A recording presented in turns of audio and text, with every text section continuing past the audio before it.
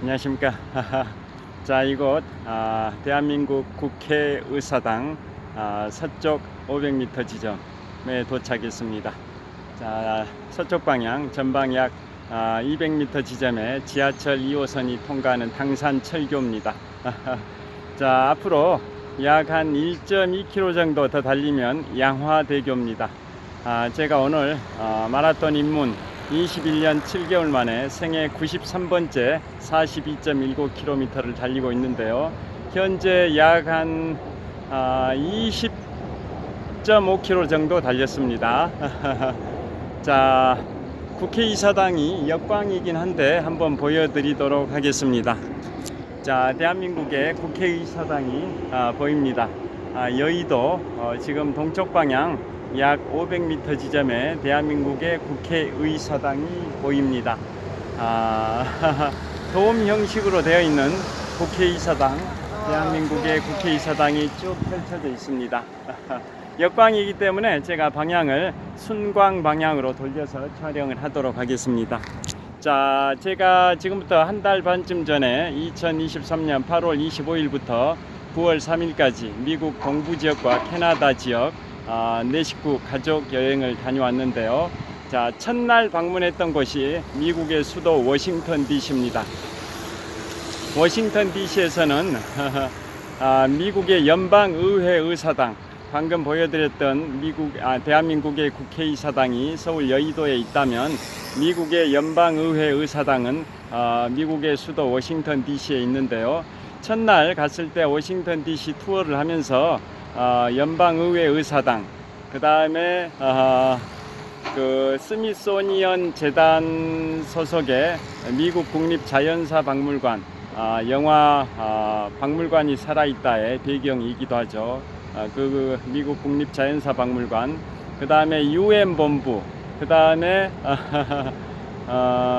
워싱턴 기념탑, 그 다음에 제퍼슨 기념관, 그 다음에 링컨 메모리얼, 한국전 참전 용사비 순서로 탐방을 했는데요. 자, 그때 갔을 때 연방의회 의사당을 배경으로 사진을 찍었는데 정말 청명한 초갈 하늘 아래에 그 연방의회 의사당의 건물이 정말 멋지게 나왔습니다. 그런데 이번에 미국 헌정사상 최초로 미국의 권력 서열 3위 넘버 3에 해당이 되는 하원 의장이 자당인 공화당 의원 주도로 인해 가지고 해임안이 통과돼 버리는 헌정사상 최초의 하원 의원 의장의 해임이 이루어져 버렸는데요. 미국의 권력 서열은 대통령, 그 다음에 부통령 겸 상원 의장, 하원 의장, 국무장관 순입니다. 자, 부통령이 상원 의장을 겸직을 합니다. 당연직으로 겸직하기 때문에 권력 서열 1위는 대통령, 2위는 부통령 겸 상원 의장, 3위가 하원 의장, 4위가 국무장관 순인데요. 미국의 권력 서열 3위인 하원 의장이 자당인 공화당 의원 주도로 해가지고 헌정사상 최초로 하원 의장 해임안이 통과돼 버리는 불상사가 발생이 됐습니다. 다 뉴스를 통해서 아시겠지만은 민주당인 여당의 그 임시 예산안 45일짜리 단기 임신 예산안을 통과시키는데 하원 의장이 도와줬다라는 이유로 자당인 공화당의 강경파 주도에 의해서 해임안이 통과돼 버렸는데요. 굉장히 안타까운 일입니다. 자, 제가 그 워싱턴 DC 갔을 때 연방의회 의사당 건물을 봤을 때 그걸 배경으로 사진 찍었는데 너무 잘 나왔는데요. 자, 그 연방의회 의사당은 서쪽을 바라보고 있습니다. 건물이 서쪽을 바라보고 있는데, 그래서 저희가 사진을 찍을 때 서쪽에서 동쪽에 있는 연방의회 의사당의 건물을 배경으로 사진 찍었는데요. 그러니까 저희가 서쪽에서 동쪽에 있는 연방의회 의사당을 바라보면서 사진 촬영할 때 그 연방의회 의사당의 건물 남쪽, 즉 오른쪽 지역이 하원이고 그 건물의 서쪽, 즉 왼쪽 지역이 상원입니다. 그러니까 그 서쪽에서 동쪽 방향에 있는 연방의회 의사당을 바라봤을 때 그 오른쪽 방향, 즉 남쪽 방향이 연방 하원이고 왼쪽 방향, 즉 북쪽 방향이 연방 상원에 해당이 됩니다. 잘 아시다시피 연방 하원 의원은 50개 주의 인구수에 비례해 가지고 하원 의원을 선출을 해서 50개 주의 총 하원 의원 숫자는 435명, 그리고 수도 워싱턴 DC에 TO로 잡혀 있는 연방 하원 의원이 3명, 그래서 총 연방 하원 의원은 438명이고요. 연방 상원 의원은 인구수에 비례한 게 아니라 50개 주 균등하게 주마다 2명씩 선출을 합니다. 그래서 주마다 2명씩이니까 50개 주니까 100명입니다. 그래서 연방 하원 의원은 총 438명, 연방 상원 의원은 100명, 그래서 총 합하면 538명이 되는데요. 이 538명이라는 숫자가 바로 미국의 대통령 선거제도, 간접 선거제도, 선거인단에 의한 대통령 선출을 하는 간접 선거제도고, 승자 독식의 제도인 유닛 룰 시스템이라는 거 다 아실 겁니다.